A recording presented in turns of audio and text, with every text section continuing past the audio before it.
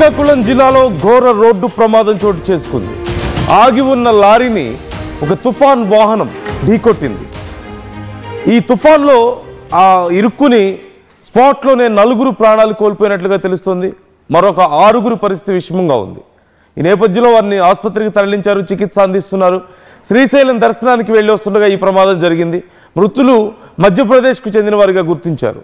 కోటబొమ్మాళి మండలం ఎత్తురాళ్లపాడులో ఈ ఘటన చోటు చేసుకుంది. శ్రీశైలం దర్శనానికి వెళ్ళొస్తుండగా తుఫాన్ వాహనం ఒక్కసారిగా వెనక నుంచి వచ్చి లారీని ఢీకొట్టడంతో ఈ ప్రమాదం జరిగినట్లుగా సమాచారం అందుతోంది. ఒక్కసారి అక్కడ ఉన్నటువంటి పరిస్థితిని మీరు చూస్తున్నారు. తుఫాన్ వాహనం పూర్తిగా నుజ్జవడాన్ని మనం గమనిస్తున్నాం. అలాగే వెనక నుంచి వచ్చి ఢీకొట్టినట్లుగా తెలుస్తుంది. అయితే ప్రమాదానికి గల కారణం ఏంటి అనేది తెలియాల్సి ఉంది. స్పాట్లోనే అక్కడికక్కడే 4 ప్రాణాలు కోల్పోయారు, 6 తీవ్ర గాయాల పాలైనట్లుగా తెలుస్తుంది. వారందరూ కూడా మధ్యప్రదేశ్కు చెందిన వారిగా గుర్తించారు. కోటబొమ్మాళి మండలం ఎత్తురాళ్లపాడులో ఈ ఘటన చోటు చేసుకుంది. రోడ్డు పక్కన మనకి ఆగి ఉన్నటువంటి ఆ తుఫాన్ వాహనం కనిపిస్తుంది. సైడ్ ఒక పూర్తిగా ఆ టాప్ సైడ్ అంతా పూర్తిగా నుజ్జు అయిపోవడాన్ని మనం గమనించవచ్చు. వెనక నుంచి ఢీకొట్టినట్లుగా తెలుస్తుంది. ఇదిగో మనం చూస్తున్నాం. మోస్ట్లీ ఇంపాక్ట్ అంతా కూడా ఒక సైడ్ ఎక్కువగా కనిపిస్తుంది. ఈ ప్రమాదంలో ఈ లెఫ్ట్ సైడ్ కూర్చున్న వాళ్ళలో 4 ప్రాణాలు కోల్పోయారు, 6 ఆ కుదుపుకి తీవ్ర గాయాలైనట్లుగా తెలుస్తోంది. అయితే అసలు ఈ ప్రమాదం ఎలా జరిగింది, ప్రస్తుతం గాయపడ్డ వాళ్ళ పరిస్థితి ఎలా ఉంది అనేది తెలుసుకుందాం. మా ప్రతినిధి నాయుడు జాయిన్ అవుతున్నారు, లైవ్లో సిద్ధంగా ఉన్నారు. నాయుడు, ప్రజెంట్ అక్కడ కండిషన్ ఏంటి? 6 తీవ్ర గాయాలైనట్లుగా తెలుస్తోంది, 4 ప్రాణాలు కోల్పోయారంటూ చెప్తున్నారు. సో అసలు ఈ ప్రమాదానికి కారణం ఏంటి? వెనక నుంచి ఎలా ఢీకొట్టింది, ఏ సమయంలో జరిగింది, డీటెయిల్స్ ఎలా ఉన్నాయి? నందు చూస్తే కనుక గత రాత్రి 2 గంటల సమయంలో కోటబొమ్మాళి మండలం ఎత్తిరాళ్లపాడు 16 నెంబర్ జాతీయ రహదారిపై ఆగి ఉన్న లారీని తుఫాన్ వాహనం ఢీకొట్టిన ఘటనలో 4 ఘటనా స్థలంలో మృతి చెందగా 6 మాత్రం తీవ్రంగా గాయపడిన వారిని మెరుగైన చికిత్స కోసం నర్సంపేట ఏరియా ఆసుపత్రికి తరలించారు. మృతదేహాలను కోటబొమ్మాళి ఏరియా ఆసుపత్రికి తరలించారు.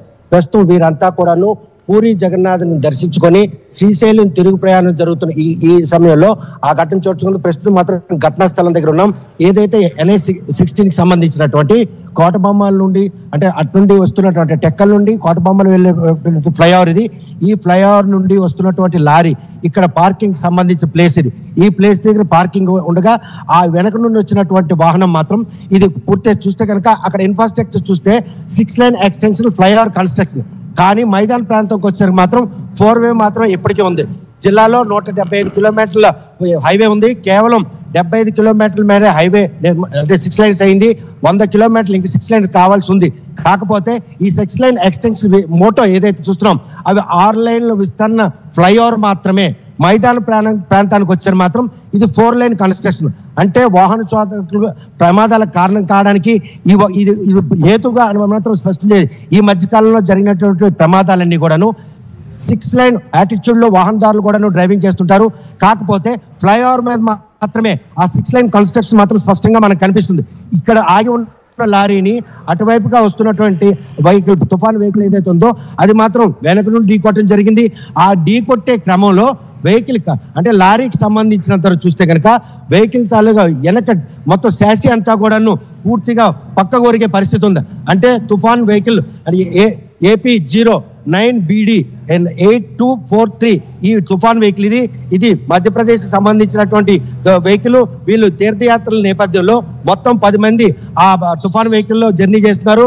ఆ 10 మందిలోనే గత రాత్రి మాత్రం 4 మృత్యువాత పడడం జరిగింది. ఇక్కడ ఢీ కొట్టే క్రమాన్ని ఒకసారి మనం చూస్తే కనుక ఇటు వచ్చి తుఫాన్ వెహికల్ ఢీ కొట్టడంతో టైర్లు అంటే శాసి మొత్తం కూడాను ఇలా పక్క కొరిగిందంటే ఎంత బలంగా అది స్పీడ్గా వస్తుంది. అంటే ఫ్లైఓవర్ డౌన్ కావడం, లారీ ఆగి ఉండడం, అర్ధరాత్రి 2 గంటలు కావడం, ఈ పరిణామాలన్నీ కూడాను ఈ రోజు మాత్రం ఈ 4 దుర్మరణానికి కారణం అని చెప్పుకోవచ్చు.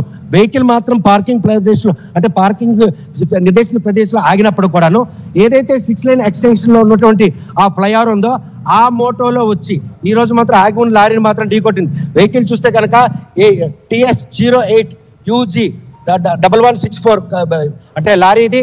ఈ లారీ మాత్రం పార్కింగ్ ప్లేస్ లో ఆపారు. అయినప్పటికి కూడాను అది ఆగిన ప్రదేశానికి డౌన్ అంటే అప్ నుండి వస్తున్నటువంటి తుఫాన్ వెహికల్ ఫ్రంట్ నుండి లారీకి కుడివైపున అంటే లారీకి కుడివైపున ఢీకొట్టింది. అంటే దీనికి డ్రైవర్ కి వెడం వైపున అంటే లారీ కనిపించలేదా, లేకపోతే ఆ 6 లైన్ మోటార్లోనే డ్రైవర్ డ్రైవింగ్ చేసుకుంటూ వస్తున్నారా అన్నటువంటి స్పష్టత మాత్రం రావాలి.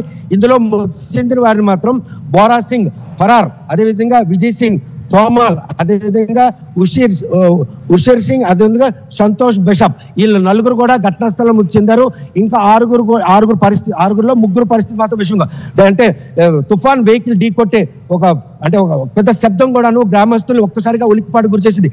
ఆ వేగం, అదేవిధంగా ఆగి ఉన్న లోడ్ లారీ, ఈ లోడ్ లారీలో ఉన్నటువంటి సరుకులు కూడాను ఈ రోజు ఇలా పక్క కొరిగాయంటే ఆ తుఫాన్ ఎంత వేగంగా వచ్చి ఢీ కొట్టుకుంటుంది అనేది కూడా మనకు స్పష్టం అవుతుంది. ఇక్కడ స్పీడోమీటర్ కూడా పూర్తిగా నిజ్జయింది. డ్రైవర్ కూడా పూర్తిగా అంటే డ్రైవర్ తో పాటు ఫ్రంట్ నుండి ఇద్దరు, అదే వెనక నుండి ఇద్దరు, మొత్తం నలుగురు చనిపోయారు. వెనక ఏదైతే ఇక్కడ మొత్తం సీటింగ్ ఉందో ఈ ఆరుగురు మాత్రం గాయాలయ్యాయి. ఈ గాయాలైన వారిలో కూడాను ముగ్గురు పరిస్థితి విషమంగా ఉంది. ప్రస్తుతం వారిని మాత్రం మెరుగైన చికిత్స కోసం నర్సన్నపేట ఏరియా హాస్పిటల్ తరలించారు. వారి పరిస్థితి విషమంగా ఉన్న విషయం తెలుసుకున్నటువంటి వైద్యులు మాత్రం రిమ్స్ కు మరో ముగ్గురు మాత్రం తరలించారు. ప్రస్తుతం మాత్రం ఆ ఢీ కొట్టే క్రమం మాత్రం ఒక హార్బుల్ గా కనిపిస్తుంది.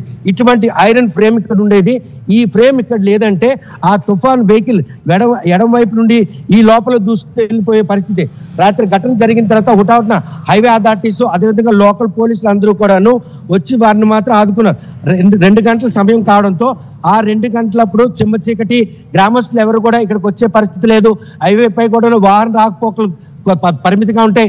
ఈ నేపథ్యంలో హైవే అథారిటీస్ తో పాటు లోకల్ పోలీస్ పెట్రోలింగ్ తీసుకున్నట్టు చొరవ కారణంగానే మిగిలిన 6 కూడా ప్రాణాలతో బయటపడ్డారని అనుకోవచ్చు. ప్రస్తుతం మాత్రం ఈ వాహన ప్రమాదాలకు మాత్రం కేవలం 6 line extension motor vehicle driver కి మాత్రం మైండ్ లో ఉంటుంది.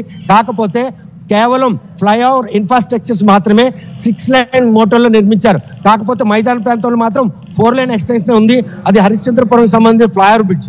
ఆ ఫ్లైఓవర్ బ్రిడ్జ్ నుండి కిందకు వస్తున్న క్రమంలో తుఫాన్ వెహికల్ వేగం, మరోవైపు ఇక్కడ పార్కింగ్ లో ఉన్నటువంటి లారీ, ఆ లారీ కూడా లోడుతో ఉండడం, ఈ పరిణామాలన్నీ కూడాను రాత్రి జరిగిన ఘటనలో 4 దుర్మరణానికి మాత్రం కారణమయ్యని ప్రస్తుతం మాత్రం ఆ బంధువులకు సమాచారం ఇవ్వడం జరిగింది. ఉత్తరప్రదేశ్ నుండి వాళ్ళు రావాలనుకుంటే ఒక రోజుల తరబడి పడే పరిస్థితి ఉంటుంది. ఈ నేపథ్యంలో ఇటువంటి ప్రమాదాలు, గాయపడ్డ వాళ్ళని ఎక్కడికి తరలించారు, ఏ హాస్పిటల్ కి తరలించారు? 6గురికి తీవ్రంగా గాయాలైనట్లుగా తెలుస్తోంది కదా, వాళ్ళ కండిషన్ ఇప్పుడు ఎలా ఉంది?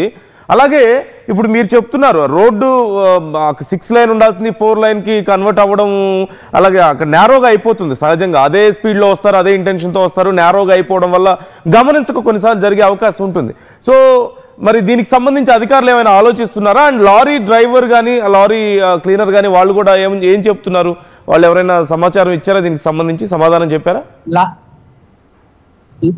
నందు లారీ నిర్దేశించిన పార్కింగ్ ప్రదేశంలో పార్కింగ్ చేసి వారు మాత్రం శ్వాస తీర్చుకునేందుకు రెస్ట్ రూమ్కి వెళ్ళడం జరిగింది. అర్ధరాత్రి 2 గంటలప్పుడు తుఫాన్ వెహికల్ ఇటువైపుగా రావడం, అది 6 లైన్ మోటోలో ఉన్నటువంటి తుఫాన్ డ్రైవర్ మాత్రం మైదాన ప్రాంతంకి వచ్చేసరికి అక్కడ లారీ పార్కింగ్ అయి ఉండదు అన్నటువంటి ఒక అప్రతత భావం ఈ రోజు ప్రమాదం మాత్రం హేతువైంది. మొత్తం 175 కిలోమీటర్లు విస్తరించినటువంటి 6 లైన్ LA-16లో కేవలం 75 కిలోమీటర్ల మేరకే 6 లైన్ ఎక్స్టెన్షన్ ప్రక్రియ పూర్తయింది. నరసన్నపేట నుంచి ఇచ్చాపురం వరకు కూడాను 6 లైన్ ఎక్స్టెన్షన్ చేయాలని ఇటీవల కేంద్ర మంత్రి రామ్మోహన్ నాయుడు కూడాను ఈ రోజు గడ్కరీని కూడా అడగడం జరిగింది. ఆయన కూడా రిప్రజెంట్ చేశారు. ఈ 6 లైన్ ఎక్స్టెన్షన్ ప్రక్రియ మైదాన ప్రాంతాలు కనుక పూర్తి కాకపోతే మాత్రం ఈ ప్రమాదాలు యథేచ్ఛగా జరుగుతాయి. ఇటీవల జరిగిన ప్రమాదాలన్నీ కూడాను అదే క్రమంలో జరగడం జరిగింది. కోటబొమ్మాల వద్ద కూడాను అదే ఒక ఆల్టో కారు లారీని ఓవర్టేక్ చేస్తూ అక్కడ అంటే ఏదైతే ఫ్లైఓవర్ మీద మాత్రం 6 లైన్ ఎక్స్టెన్షన్ ఉంది, అది దాటే క్రమంలో అక్కడ 4 లైన్ రావడంతోనే ఆ లారీని తప్పించిపోయి అవతల రోడ్లో బాల్తో పడి ఒక ఉపాధ్యాయులు మృతికి కూడా కారణమైంది. ఈ మధ్య కాలంలో జరిగినటువంటి మొత్తం ఈ ప్రమాదాలన్నిటి కూడాను కేవలం 6 లైన్ ఎక్స్టెన్షన్ మోటోలో వాహన చోదకులు మాత్రం వాహనాలు నడుపుతుంటారు, కానీ 6 లైన్ ఎక్స్టెన్షన్ జరగలేదు. ఆ చిన్న లాజిక్ ఈ రోజు మాత్రం ఈ ప్రమాదాలకు మాత్రం ప్రధాన కారణం అని చెప్పుకోవచ్చు. ప్రస్తుతం ఈ ఘటనకు మాత్రం ఇది 6 లైన్ ఎక్స్టెన్షన్ మోటోలో వెళ్తున్నటువంటి తుఫాన్ డ్రైవర్ అప్రమత్తతే ఈ రోజు లారీని ఢీకొట్టడం జరిగింది.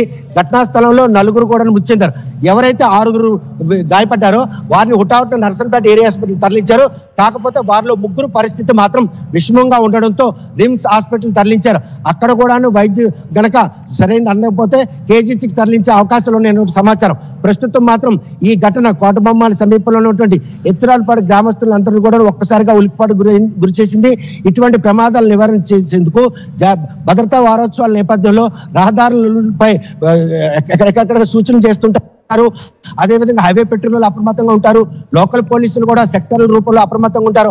అయినప్పటికి కూడాను ఈ 6 లైన్ ఎక్స్టెన్షన్ ప్రక్రియ పూర్తి కాకపోవడంతోనే ఇటువంటి వాహన ప్రమాదాలు జరుగుతున్నాయి. నందు right thank you Naidu, thanks for the details. మొత్తం మీద అక్కడ ఉన్నటువంటి పరిస్థితిని మనం చూసాం. ఒక భారీ యాక్సిడెంట్ అనే చెప్పాలి. ఒక్కసారిగా తుఫాన్ వాహనం వెనక